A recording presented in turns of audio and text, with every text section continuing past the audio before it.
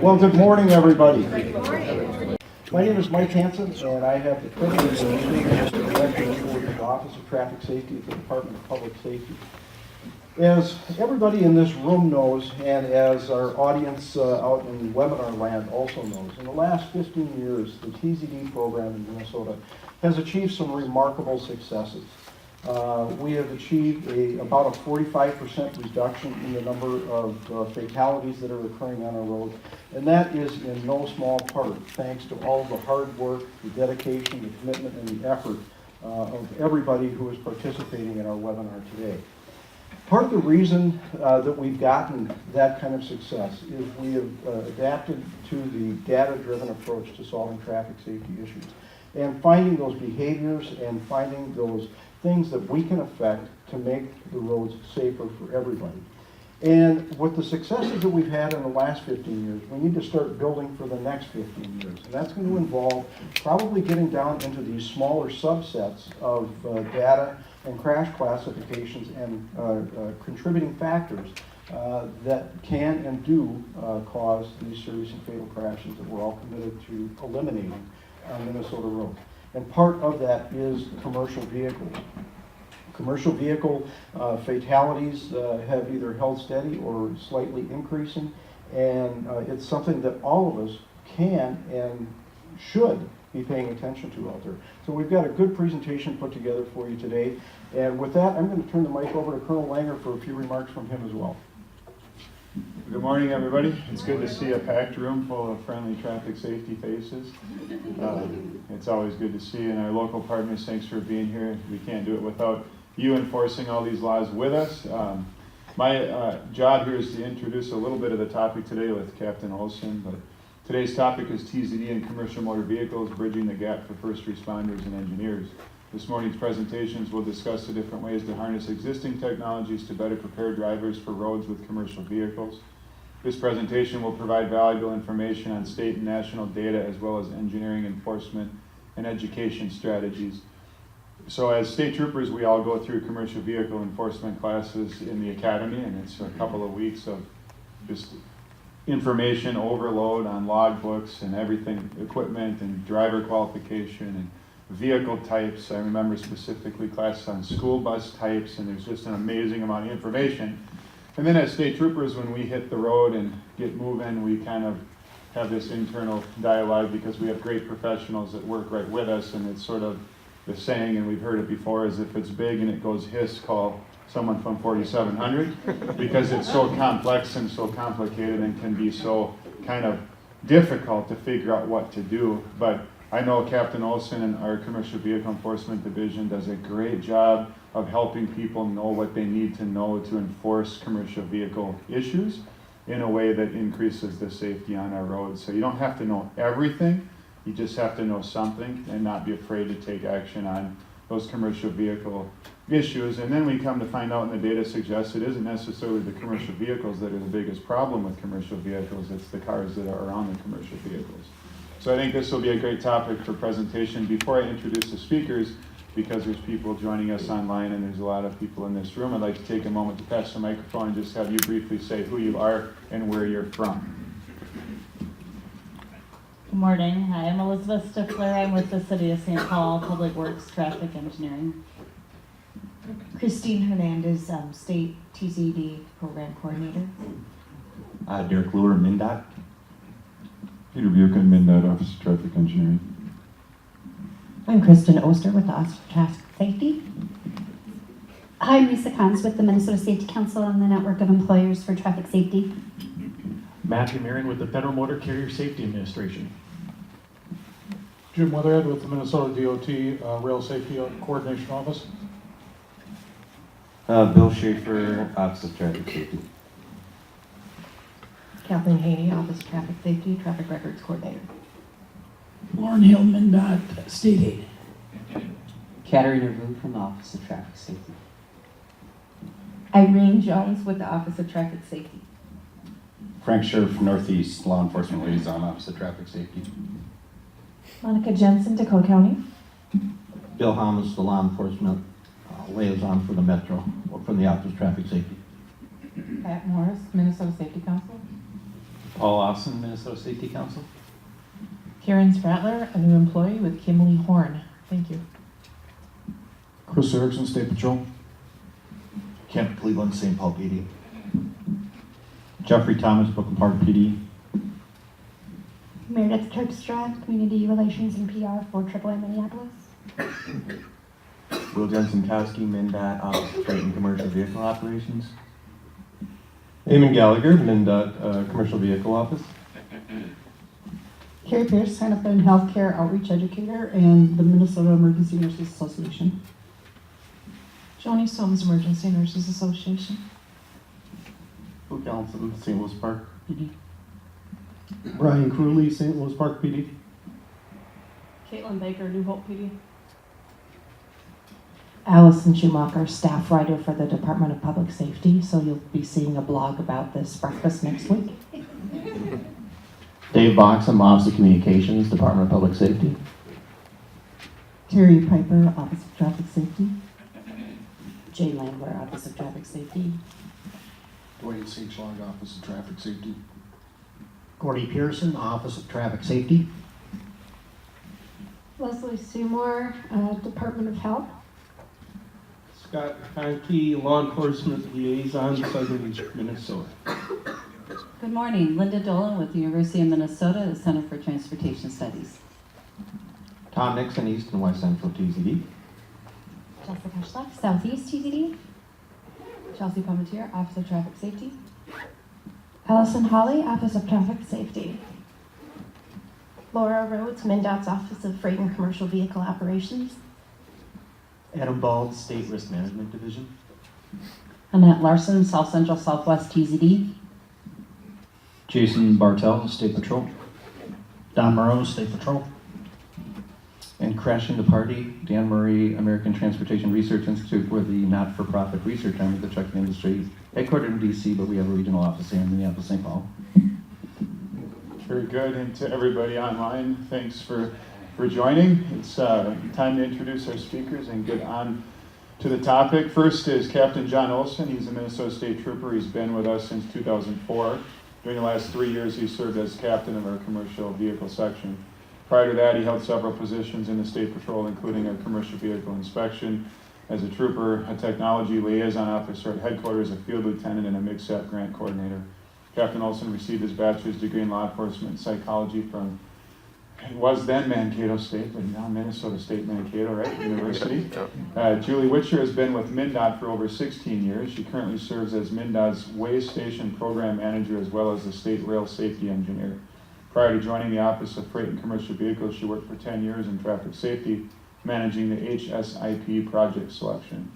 Julie has engineering degrees in civil and environmental engineering from the University of Wisconsin at Platteville. Anything else, Director Hanson? Nope, we're good. All right. Onward. Thank you. Thanks, Colonel. Appreciate it. Good morning, everybody. I really appreciate the opportunity to be here this morning, so thanks for the invitation. My goal here today is just to provide kind of a brief snapshot of what we're trying to do and maybe some tidbits for you to take back to your respective agencies as we go through this. First off, I want to start out with kind of what the mission of TZD is and kind of where I feel like I fit in. I truly take to heart that I believe that if we can save one death on our roadways, that we're doing what we're supposed to be doing. And hopefully all of you have a chance to make it to the regional workshops here this spring. I've been invited to most of them. I plan on doing a more broader approach with engineering and EMS. Today is going to be slightly heavy on enforcement, and I apologize for that, but Julie will be following up with some more engineering-based information as we move through here. I love the mission of TZD, and again, I appreciate the opportunity to be here this morning to talk about what we're doing. So now that the carbohydrates and coffee have had a chance to hit the stomach and the brain, we're going to start off with a quiz this morning. Anyone know how many traffic fatalities we had in 2017 involving commercial motor vehicle? 60. C. Remember that number 93 as we move through here. So does anyone remember what they were doing May 24th, 2010? Beautiful sunny afternoon. I-35, Lakeville. Anybody remember? Yes. Very, very tragically, we lost 2 people and an unborn child. May 24th, 2010.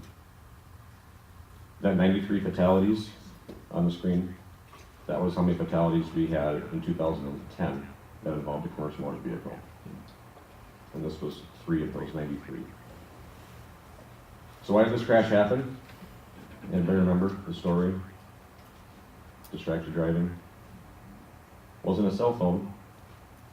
We all know there's plenty of distractions around us in our vehicles. This particular driver admitted to reaching for a monster that had fallen down between the seats or whatever was rolling around in the cab. He never saw the early warning devices that MnDOT had set up about the road closure. He never saw traffic stops. And this was the result. Very, very tragic. It's hard to even tell what make or model vehicle that is. Pontiac, Bonneville.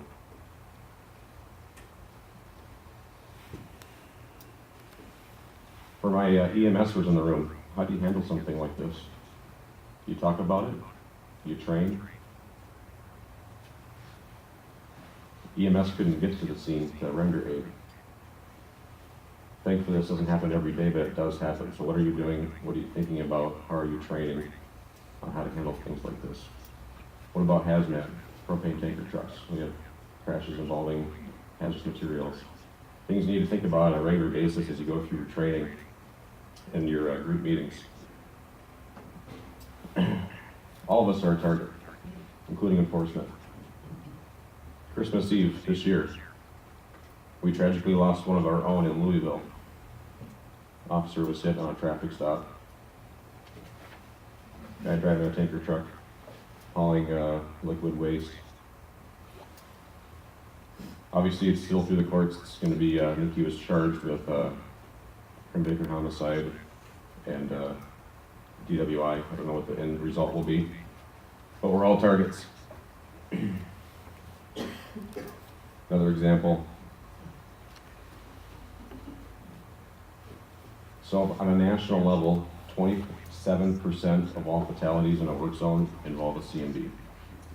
So they are definitely overrepresented in fatal crashes in work zones. So from an engineering perspective, is there anything that we can do differently? Anything we can do signage-wise, early warning, anything? Something to think about. So again, looking at national level and looking at what's going on in our own state. So NHTSA released 2016 crash facts a couple months ago, and that's kind of what sparked this conversation between myself and the TZD group and leadership. Fatalities nationwide decreased, but the number of commercial vehicle fatalities actually increased 6% nationally. And it's no secret to everybody, but 80,000-pound vehicles usually win. So 72% of those killed are in the other vehicle. It's in the passenger cars that we all probably drove here today to get here. So in Minnesota, 78% of our CMV crashes occur in the rural areas. Oops, not in the metro. There's a reason for that. 77% of our crashes occur Monday through Friday, 6 a.m. to 6 p.m. Why is that? It's the majority of when commercial vehicle traffic is out there, right? Majority of my staff work those hours. There's a reason for that. It's data driven. 6 a.m. to 6 p.m. A lot of our TZD work is done at night, safe and sober.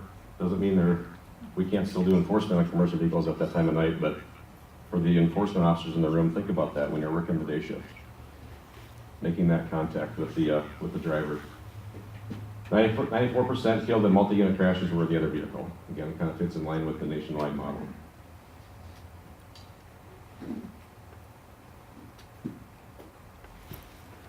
Time for another quiz question. How many registered vehicles, commercial vehicles, are registered in Minnesota? Anybody know? Let me see. It's actually B, 241,000. That's the number of commercial vehicles that are registered or have their registration plate here in Minnesota. Other important number to know, 2.5 million. What number is that? That's the number of vehicles that are registered to travel through Minnesota through the International Reciprocity Plan, IRP. The traffic stop that you make today can affect what happens tomorrow in Montana. Something to think about. Like, we've got thousands of commercial vehicles traveling through Minnesota every single day. So it's not just what can we do here for our own state, but what can we do nationally.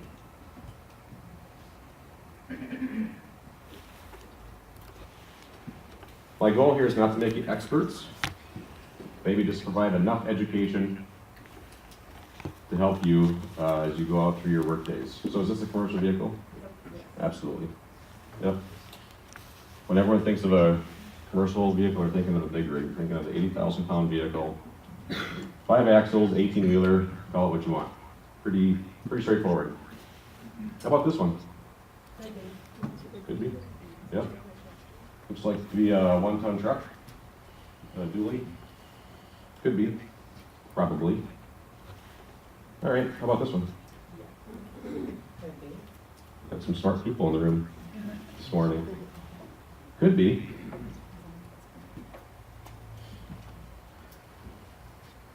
Pickup truck and a trailer. I am a general contractor and I work on homes. I'm probably a commercial vehicle. I've got my sleds in the back and I'm going up to my cabin. My commercial vehicle? No, I'm not. So I don't want to get too technical here, but I'm going to give you 2 definitions of what a commercial vehicle is. First one is in the Minnesota definition, the state definition. Commercial vehicle is anything that has a gross vehicle weight greater than 26,000 pounds. That's a magic number. Greater than 26 is a bus carrying hazmat, or is equipped as a school bus. Now, the state definition of a commercial vehicle really only applies in a couple of critical areas. Most critical area that this definition applies to is the DWI law. Okay, so 26. Now that you know that number, now you can discard it. Federal definition that Minnesota adopted has a gross vehicle weight or combination greater than 10. That's the reason why this unit is probably a commercial vehicle. It's not going to be over 26, but it's going to be over 10. So how do you know what the gross weight is? I don't have scales, right? Brooklyn Park Officer doesn't carry scales. How do I know what the gross vehicle weight is? I can't weigh a truck on the side of the road. It's the gross vehicle weight or the gross vehicle weight rating, whichever is greater. So how do you get the rating? You look in the door. Look at the VIN plate. It's going to tell you.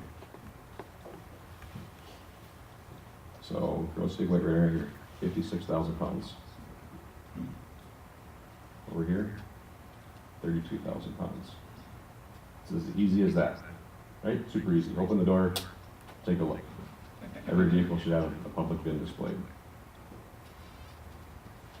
Again, not here to make you an expert. Just want to encourage you, like Colonel Langer said, if it's big and it goes hiss, call the State Patrol, they know what they're doing, right? I get that. We all have the ability to stop commercial vehicles. Have that conversation with the driver, write a ticket, write a warning, whatever you feel like is necessary. There are a couple of key areas that we really are trying to hone in on to help drive that fatality number down. And as Colonel Langer also said, most of the time it's not the fault of the CMV driver. Data shows us that. But if we work on these key areas, maybe we can make a difference here. So keep it simple. You don't have to be an expert. Figure out a safe stopping location of that vehicle. Ask for the driver's license. Tell them why you stopped them. How about the logbook and health card? You know what? Don't even worry about it. Just do what you know how to do. Check the driver's license, do your enforcement, and move on. Easy as that. Right? Super easy. Keep your eyes and ears open and just stick to what you know. So from enforcement, speed, seatbelt, distraction, and impairment. Those are the things that we are really trying to focus in on, again, towards that TZD mission of reducing fatalities. So here's some things to think about. So at 55 miles an hour, vehicles travel at 80 feet per second. At 65 miles an hour, you're traveling at 95 feet per second. So remember earlier I said 77% of our fatalities are on the rural highways, right? So think about that, the two-lane highway in greater Minnesota. So here's an example of a bad crash. 18-wheeler driving down a two-lane highway, rural Minnesota, doing nothing wrong. Passenger car pulls out in front of them. So from a speed perspective, again, this crash is not the commercial vehicle driver's fault, but think about the 55 miles an hour to the 65 miles an hour. Think about it from a traffic engineering perspective when you're thinking about speed limit changes. So on average, an 80,000-pound commercial vehicle equipped with air brakes, operating under ideal conditions, needs 335 feet to stop at 55 miles an hour, 525 feet at 65 miles an hour. I'm great at math, 190 feet difference, right? I know it's early. So 190 feet. It's hard to put that in perspective, right? Who in here are football fans? Minneapolis Miracle, right? 63-yard pass. There's your 190 feet. So think about that. Car pulls out in front of a commercial vehicle, driver recognizes it, slams on the brakes, and that vehicle stop. Maybe that's the difference between that commercial vehicle T-boning that car at 55 miles an hour versus 35 miles an hour. Maybe we save a life.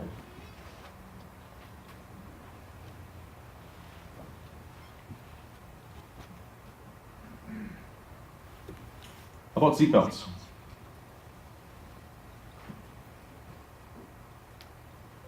Nationwide compliance on commercial vehicle drivers is a lot lower than what compliance is for all of us in our regular passenger vehicles. It's only at 84%.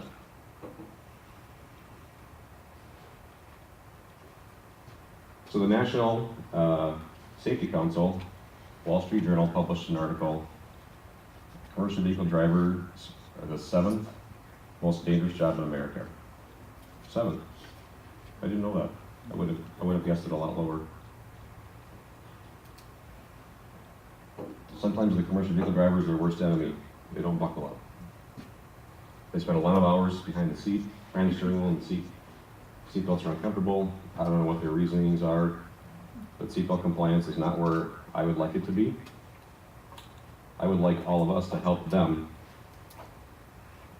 get that compliance number up. 38% of CMV drivers killed are not belted.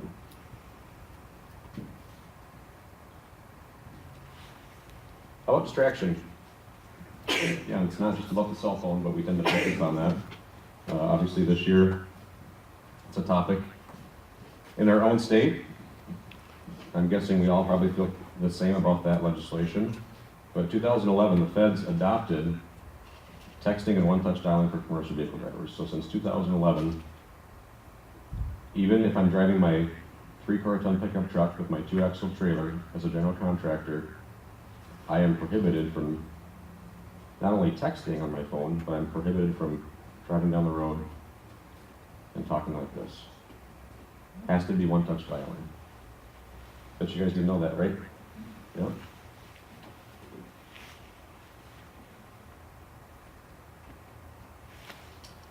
From our agency last year, we did over 600 commercial vehicle inspections based on the driver either texting on the phone or talking on the phone driving down the road.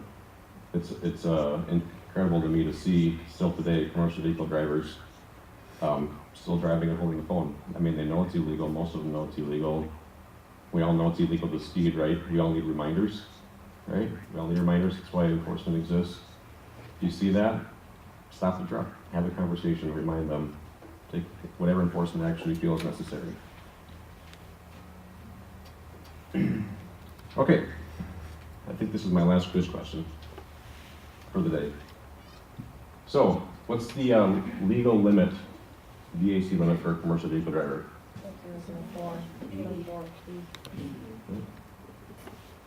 Smart people in the room. Oop, this got messed up. It's actually 004. 04 is the legal limit. But what about 00? What can you do for a commercial vehicle driver that below is 0.02? Anything? It is actually illegal to operate a commercial vehicle with any amount of alcohol in your system. Commercial vehicle drivers have to be below 0 to be legal. Doesn't mean you can arrest them for DWI, but you can write them a criminal citation for operating above 0. It's a federal law that Minnesota adopted, and you can call us. We'd be happy to place a driver out of service. As I mentioned earlier, the DWI law only applies to anything over 26. So take the pickup truck and trailer, general contractor. I'm driving home. You stop me and I'm 0.05. Can you arrest me for DWI? No, you cannot. It's very confusing. I understand that. 26,000 pounds. You can write a citation for being over 0.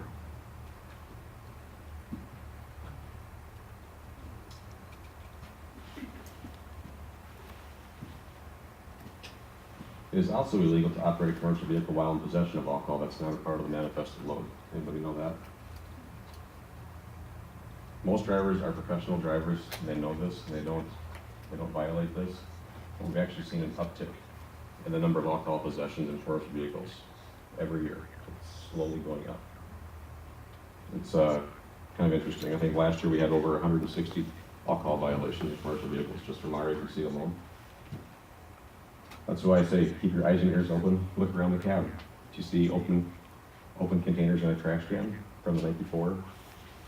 These are just some random photos just from this last year alone that my officers were able to interdict while doing their random inspections. How about unsafe equipment? Big issue, right? If you see this stuff, stop it. You can always write a citation for 16947, unsafe equipment. Everybody has the authority to do that. You can also call us. We are super happy to assist anyone that has commercial vehicle questions. We're divided into different regions throughout the state. Each region has a supervisor in charge of that specific area. You can call the State Patrol Dispatch Center anywhere in the state. They will get you in contact with us. Happy to help answer any questions. I continually hear on the radio, especially in the metro here, hey, can you 21 Bloomington officer with questions for commercial vehicle? Yep, happy to field questions. Night or day, so. With that, my contact information, and I will turn it over to Julie unless anyone has any specific questions about some of the data I put forward. All right. Again, thanks for your attention and your time. I really appreciate it.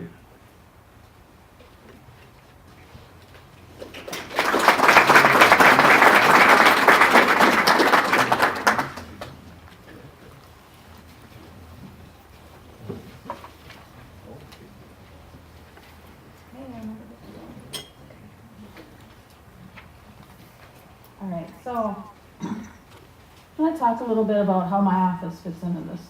Where do we fit in? I'm in the office of OFCVO, Office of Freight and Commercial Vehicle Operations. Let's see here. There we go.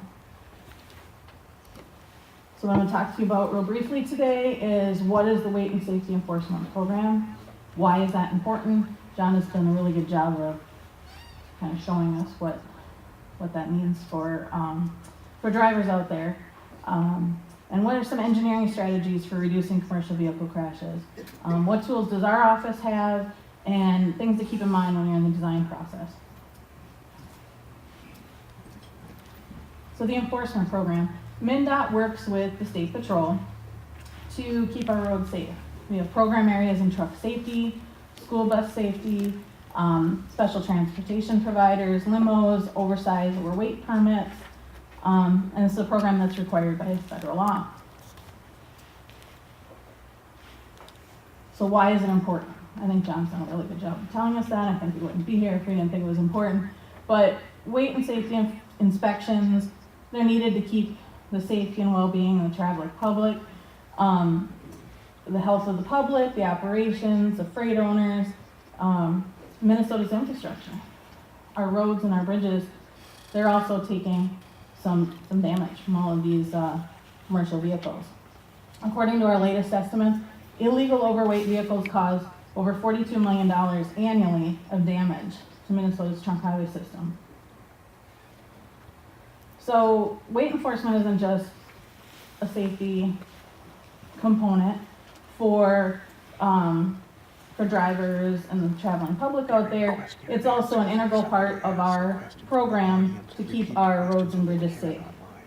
We don't want to get our bridges hit by oversized vehicles. We want to keep them safe as well. So some of the enforcement programs we have are the roadside inspection program throughout the state. It's carried out in coordination with the Federal Motor Vehicle or the Motor Carrier Safety Administration guidelines.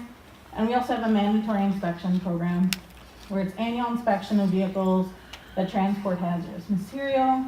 They have a gross weight of more than 26,000 pounds, school bus, self-propelled mobile equipment, and so on.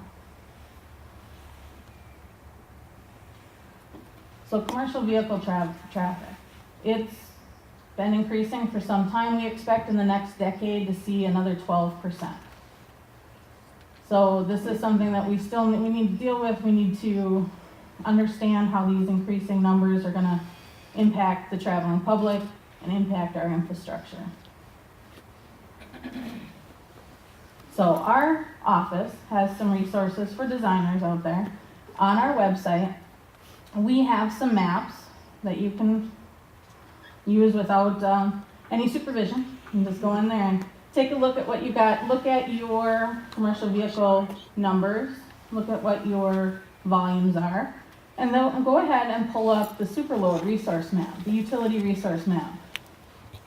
And you can filter on MnDOT utility lines, overhead signs, signals, on the state highways and details, and all kinds of things that might impact where superloads are going to be and things to keep in mind so that you don't want to make changes that would impact that and restrict that, the travel of that commerce.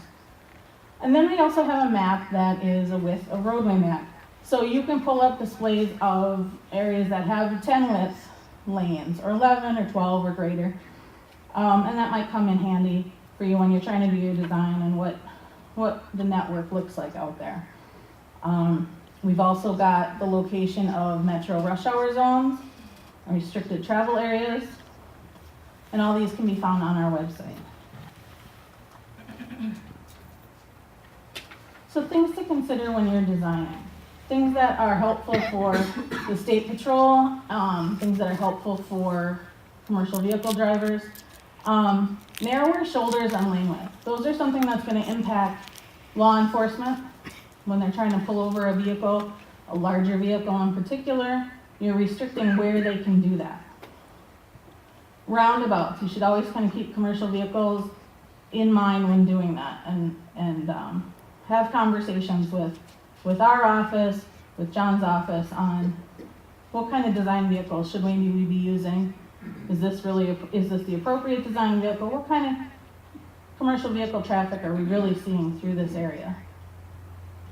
And tighter turning widths. That's something that also can restrict where our superloads can go, how commercial vehicles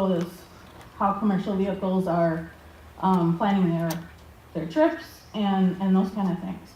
So those are all kind of things that we want to, in the commercial vehicle world, we'd like to avoid. We know that that's not always possible. We know that there's economies that need to happen, and there's all kinds of engineering decisions that need to be made. But keep in mind how that might affect enforcement and commercial vehicle traffic. So how can we work together as engineers, as enforcement, to kind of keep on top of this and make sure that everybody has a voice at the conversation? Check your commercial vehicle volumes, consult the maps, and give our office a call. I've got 2 contacts here of people that can help you with those maps and help you with the commercial vehicles. Shelley Meyer, our permit supervisor, or Rob Holzbach would be more than happy to work with you and kind of give you some insight on what they know and what they're hearing from our commercial vehicle operators that they deal with. I've got our website here as well. what does MnDOT offer as a whole?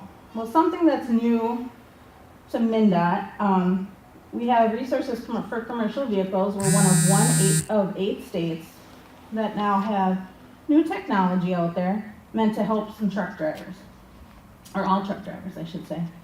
Truck drivers can spend over an hour looking for a safe parking spot, only to wind up still on a ramp or on a shoulder, which is not ideal for anyone. So we have 6 rest areas in Minnesota that are utilizing new technology that collects and broadcasts how many parking spaces are available along 35 and 94. And these make it a lot easier for truck drivers to find these spaces in a much easier, much more efficient way. And it's important, we know, to get those tired truck drivers off the road quickly and find them a safe place for everyone to park. So that's something new that we've got. And that's the end. So one more thing that I wanted to mention that I always kind of make a point of, when you're making these decisions as far as engineering and maybe wanting to narrow up the shoulder, or there's a wider area here that, geez, it doesn't really look like State Patrol has ever used this pull-off. Give my office a call. I will help you coordinate with John, with his people. I have people who work for me, and we can take a look at maybe when that was installed. Why isn't that really working? Maybe that's something that we don't even know is really out there. Maybe it's too narrow. Things like a wider pull-off. It has to be flat. It has to be wide enough for John and his folks to get out there and really actually do what they need to do as far as an inspection. So if you're looking at maybe narrowing up shoulders, eliminating a wider pull-off area, give me a call before you make those final decisions, and I can work with you to maybe identify just an important corridor or an important 1 mile stretch where we need to really give the enforcement folks just a little bit more room to work, and maybe we can both kind of find a way to meet the engineering economies that we need to do on that project and still give enforcement the tools that they need to do to protect our infrastructure and the traveling public and keep our officers safe as well. So I've given you my contact information.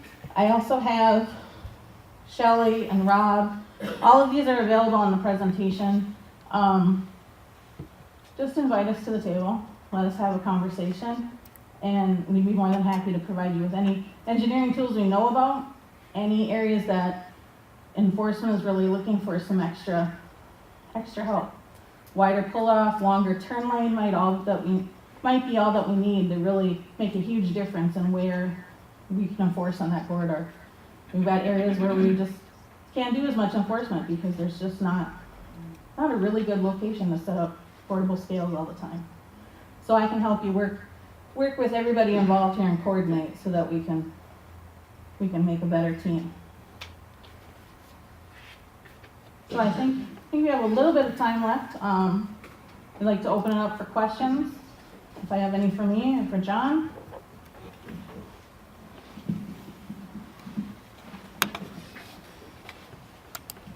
Hi, this is for John. So if you, knowing the audiences, you have truckers and you have everybody else, what would you say maybe 3 to 5 things you would tell truckers, knowing what they know in terms of how to be safe, how to keep others safe?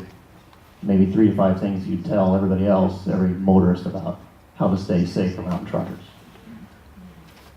That's a great question. From a commercial vehicle driver standpoint, it's wellness, keeping care of yourself. Again, to reduce the fatigue issue. Not that the fatigue is a data problem, but we all know what it's like to drive tired. And it starts with a good wellness program. Keeping the phones, distractions away, and also the speed issue. From a passenger vehicle standpoint, that's a really great question. Remember, these vehicles need a lot of room, and we've all had the the safe zone bulletin boards and presentations, and just remembering that these vehicles can't see you they can't stop on a dime, and they need room. As a country, as a state, we are so heavily dependent on commercial vehicle drivers, and I feel like, and I'm not speaking for everybody, but I feel like there's kind of a lack of respect that we give commercial vehicles and the drivers. I mean, I've told people on traffic stops that act really idiotic around a commercial vehicle. I'm like, just think about what it would be like to go to the grocery store and have to wonder if there's gonna be fresh bananas to buy, because I love bananas. That banana got there because a commercial vehicle delivered it there. So think about that. Think about how you interact with the drivers on the road. It's as simple as that. So great question.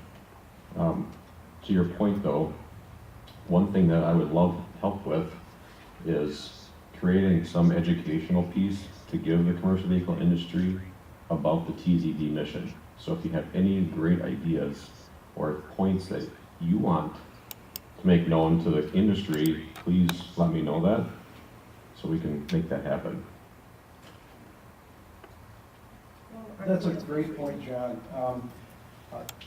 There is no better natural partnership out there than the professional commercial drivers and Toward Zero Deaths. We all have a vested interest in safe roads and the ability to travel safely so that they can do their job, and so all of us can also interact with them in a safe and efficient manner. Yeah. Did you have a question, ma'am? Oh, I was just saying, isn't that the 5th E, everyone? Everyone? Is that the 5th E? Everyone? Right. Yeah. Really?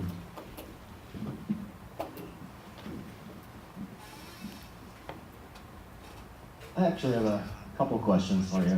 One for each of you, I guess. One of them being, I drive, to get home every day, I have to go through 4 roundabouts on my way home to work and back. And it's almost every day I see somebody trying to get around a tractor trailer, trying to squeeze around them when they're making that wide turn. They have to take up 2 lanes to get around that corner.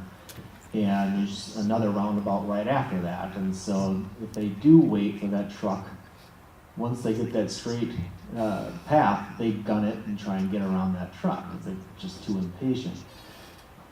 I see that all the time, and I've seen a couple accidents or crashes, I should say, as a result of that.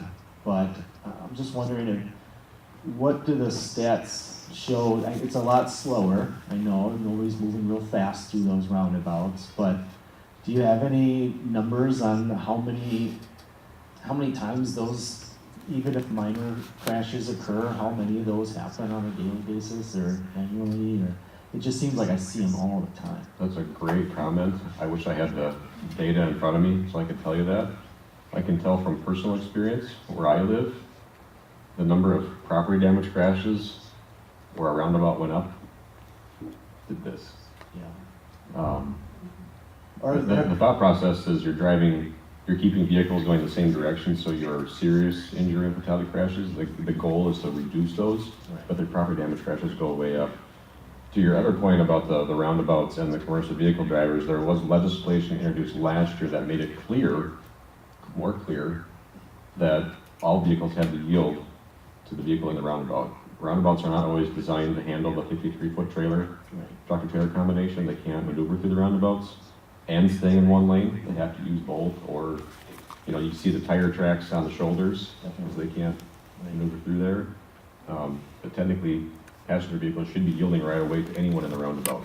That's how they're designed.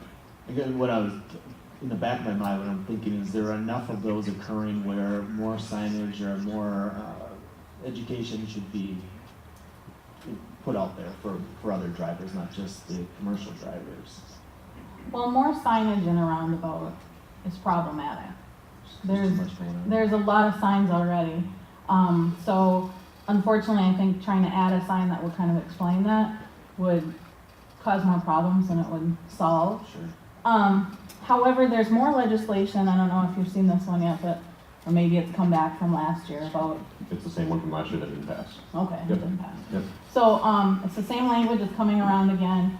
That makes it really clear if there is a tractor trailer in the roundabout, they have the legal right to take up those 2 lanes.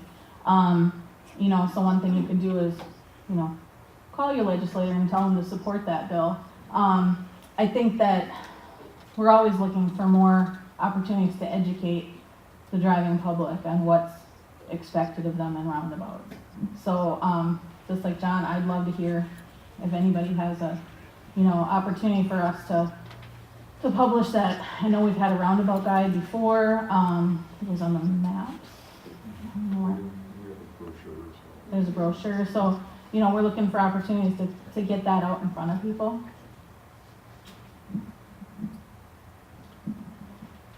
Captain, I have a follow-up question. I like Dave's question, but I'd like to add it in the realms of law enforcement. And we know, as cops, that if a cop isn't confident, they're not going to do it. That fear factor. What are the best 3 to 5 things you would tell a cop that they could do in a commercial vehicle to get started and then build that confidence? That's a great question, sir. Thanks for asking that. So a couple of things.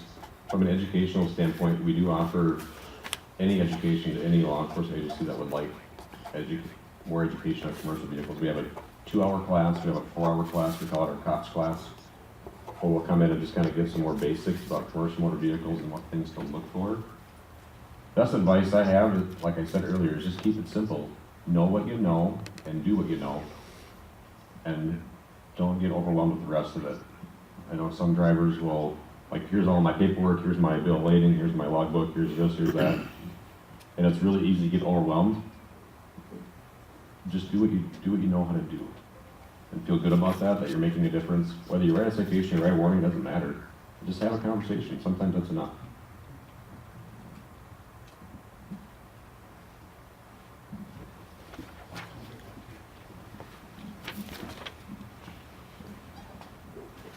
Thank you very much again, Dan Murray.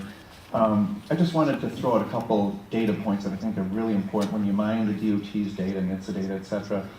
There's some important stories that support Captain's comments. Number one, among all truck crashes, large truck crashes as FMCSA defines it, 18-wheeler crashes are relatively stagnant. Almost all growth is coming from medium-duty 10,000 to 26,000 pound trucks, which are straight trucks, thanks to e-commerce, whatever. So the focus seems to be on 18-wheelers, but the crash rates are most prominent among medium-duty trucks.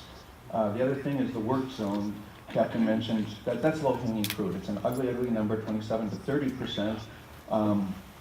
It's a conflict of policy to some degree. DOT, state DOTs in particular, create long tapers at work zones because it absorbs capacity. But Professor Jerry Ullman at the Texas Transportation Institute found out that short tapers are most important for safety because the car can accelerate and cut in. 2/3 of all car-truck crashes is the truck rear-end in the car. So short tapers from a safety standpoint are most important at work zones. I wanted to mention FMCSA research shows that traffic enforcement is 3 to 4 times more effective than way station inspections, random way station inspections. So the captain educating and training local municipal police officers is a phenomenal opportunity because it's a 3 to 4 time increase in crash decreases. And then lastly, questions and comments about the car driver and what can we do. That is a sticky wicket because the data is very clear. The smallest percentage in car truck crashes, the smallest percentage of car driver responsibility in the critical factor is 56%. That's an FMCSA research study. The highest, well, frankly, the US DOT in 2000 found out that 71% of the time the critical factors get into the car driver. Transport Canada independently found out, coincidentally, 71% of the time the car driver got the critical factor. Executive director of the AAA Foundation said our members are not that responsible, so the AAA Foundation did their own study and found out that 75% of the time the critical factor went to the car driver. And then the safety advocate said, well, that's not fair because oftentimes, as the captain pointed out, the car driver is killed and can't be interviewed. So the University of Michigan did a study that looked at only PDO and injury crashes involving a large truck and found that 68% of the time the car driver is responsible. NHTSA has a tendency to say, well, that's FMCSA's responsibility, and FMCSA says, we're motor carrier safety, we can't do anything. We've got to find a way to address car driver behavior. Former FMCSA administrator Annette Sandberg, when she ran the Washington State Patrol, started a program that FMCSA absorbed called TACS, Ticketing Aggressive Cars and Trucks. And that would put officers in the cab of the truck and radio down all the activities of these crazy car drivers and pull these folks over, regularly and ticket them for this activity. And I think that program's phenomenal. It hit its peak maybe about 3 to 4 years ago, but I think we need to reinvigorate that. Thank you. Great comments, Dan, thank you. We actually started doing that again with school bus stop arm violations, putting troopers in school buses. Thanks. I have a question kind of looking forward, because at least some of the things that I've read, they're talking about increasing commercial vehicle traffic as we go ahead. I mean, there'll be more trucks on the road and things like that. The other piece to that being with connected and autonomous vehicles coming and the platooning and some of the things that are being talked about, and that a lot of those improvements in technology will be seen first in commercial fleets. What do you see that looking like in the future, and how do we prepare other drivers on the road to interact with that sort of change? Great comment. That was actually discussed yesterday legislatively at the Senate Transportation hearing. So a couple of key data elements to your first statement. Last year, 2018, I think the number of tonnage transported by trucks increased 4% to 16 billion. Dan, is that 16 billion? And they're projecting... Total national is 16.5 billion. National, yep. And they're projecting an increase by 2029 for that to go up to over 21 billion. So we are hungry for stuff, and that gets transported by trucks. The autonomous vehicle and the truck platooning, one key element that I think will really help is the crash mitigation systems that automatically get installed in those vehicles. So from a T-bone type crash or a falling too close, getting those brakes activated as quickly as possible, and technology I think is only going to help us. I always said that we need to have radar installed in all of our vehicles.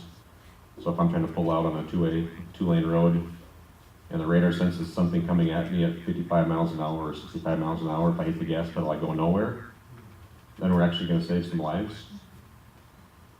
So I see that being as a positive, but the education piece, we're still trying to figure that out, like how to get that information out to the general public. There's multiple media outlets available to us now. It's not just TV and radio like it was 20 years ago. So I'm not a social media guy. I don't know how to use Facebook, but we have to figure out how to harness all the social media realms that are out there to help get the education across, because it will be important for people to know that 2 trucks following each other at maybe 10 feet is legal and is actually potentially safer than the 500-foot following distance we have now, just because of technology. Any other questions? Yeah.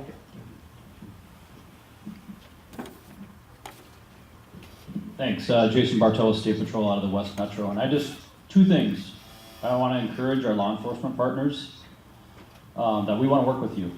So we're in the same boat. So if you think all state troopers know everything about commercial vehicles, it's not true.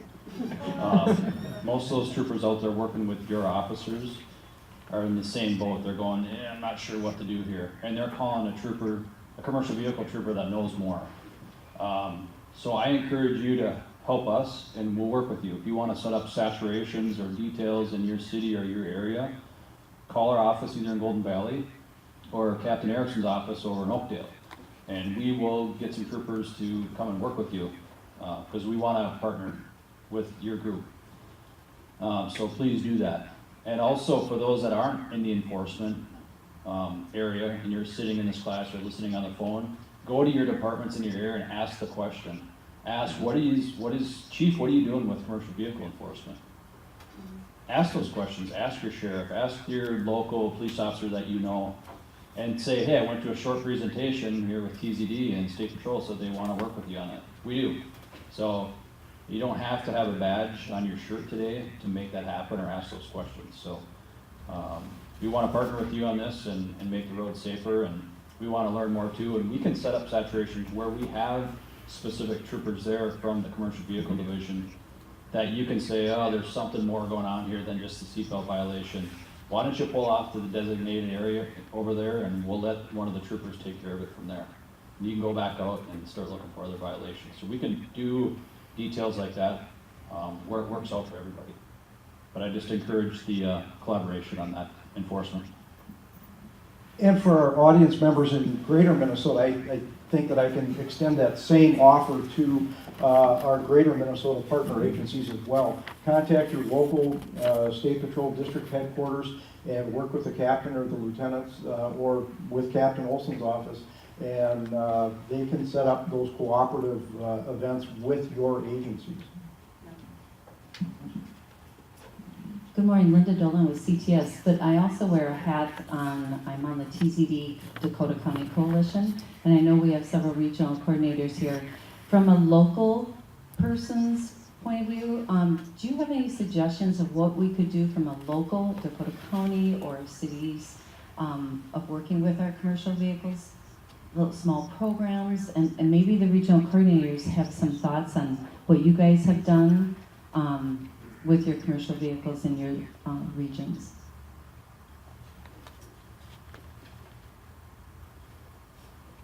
And if the regional coordinators don't, do you have suggestions for smaller communities to work with commercial vehicles? Conversations. That's Conversations. exactly what I was going to say, Captain. Yeah. I think this is some ground for our TZD regional coordinators to start to take a look at. And Julie, you had a great comment. Invite us to the table and let's start those conversations. That's what makes TZD such a successful program, is those local grassroots efforts and those conversations that are taking place across disciplines. And so I think if we follow that mantra and commercial vehicle enforcement, education, engineering solutions, and even EMS solutions, that's going to be part of this year's focus as we move into the regional workshops and even into the conference in October. We are going to try and look at this as one of those small subsets that we can start to focus on and make some improvements and make the roads safer for everybody.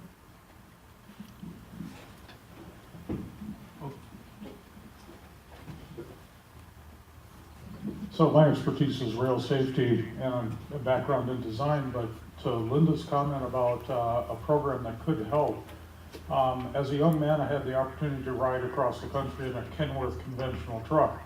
And in the passenger seat, that's quite an environment to watch traffic from. With Dakota County Technical College having truck driving school and local driver education programs, perhaps an opportunity would exist to get young drivers into the cab of the truck to see that perspective to address some of the, well, frankly, craziness that you see from a truck windshield. And I believe the Minnesota Trucking Association has a program where if there's a local event, they will bring out those big rigs for drivers and everybody else to climb up into those trucks and see exactly what you can see and even more importantly, what you can't see. Lisa, do I have that right? Are you? Yes. Okay. Share the road. Yep, so again, reach out to either anybody at the Safety Council or at the Office of Traffic Safety if you're interested in that, and we can try and help facilitate that for you. Just to piggyback on that with the education component, I've seen the Trucking Association or other organizations actually put like kindergarten kids in the blind zones behind a truck, like they'll set up cones behind them to show where the blind spots are, and like a whole class can stand behind there, and that's kind of a really good visual for them to walk away from. I know we've talked about many times for teenagers and school-aged kids, it's the visuals that actually help them learn versus us coming in and saying, don't do this, don't do that. So that's another good component that we could work with regionally or in our communities. I did have one question though, and I know it was mentioned about commercial vehicles in work zones and how to shorten the taper that would actually help reduce conflict, which was kind of interesting and counterintuitive, I guess, to me. But are there any other tips that you can give engineers as far as work zones or how we communicate those kind of things with our traveling public that can help mitigate those crashes in work zones? That's a great question. I'm not really aware of, I'm sure you guys have some work zone education out there that I'm sure would be helpful. I am not aware of anything right now. I can't think of anything. I would certainly let you know if anything comes to mind though. I'm hearing a lot of opportunities here, is exactly what I'm seeing. And, as I said a couple minutes ago, I don't see I see very few more natural partnerships than the professional trucking industry and the Towards Your Best program. And I know we're kind of coming up on our 9 o'clock hour, so does anybody have any last second quick questions before we wrap up? Okay, well, I just, first of all, like to thank our audience members here, both who are here in person and those who attended online. I'd like to thank Captain Olson and Julie for your time and your presentations and the great conversation that we started with this morning. To take just a little bit of a step back into a bigger picture, last year we saw at least 380 Minnesotans lose their lives as a result of traffic crashes on our highway, 22 more than we saw in 2017. And that is kind of bucking not only our regional trend, but the national trend to see an uptick like that. What's even scarier is, as of yesterday, we had 22 fatalities in Minnesota compared to 13 at this time last year. So we have a lot of work to do, not only with our commercial vehicle partners, but across the spectrum. So thank everybody for being here today, for your attendance and for your time. Just a couple of wrap-ups. You'll be receiving an online survey asking you about your experience today. Please take this because we do use that to guide and to build on future presentations for you. So we need to hear that feedback from you. Our next stakeholder breakfast is scheduled for Wednesday, July 17th. Please mark that on your calendars. The 2019 statewide TZD conference will be held Wednesday, October 23rd and Thursday, October 24th at the St. Cloud Rivers Edge Convention Center. We hope you can attend, and we will begin taking registration in late August. In the meantime, please watch for the call for presentations email being sent out in about mid-February. So if you have something that you would like to see or that you would like to present on, please respond to that email, and we'll do the best that we can to try and accommodate you.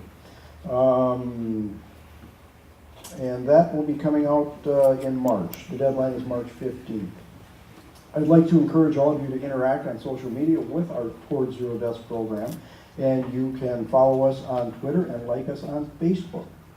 I'd like to say thanks to the Safety Council. You are great partners, and thank you so much for hosting this and for allowing us to come in here and run these stakeholder breakfasts a couple times a year. And thanks to the speakers for your time again and for the information that you presented. And I think you guys can probably hang around for a couple minutes if anybody has any other questions. Other than that, thanks everybody. Have a great day and a safe week. And Lisa Kahns from the Safety Council just has a quick final message. If you are planning on staying for the program meeting, it's a BYOC, so grab your chair or your seat and you can go over to the program meeting next door. And if you really want to hear a real life story of what happens when commercial vehicle things kind of go wrong, just ask Lisa. She had a recent experience there. So again, thanks everybody. Have a great day.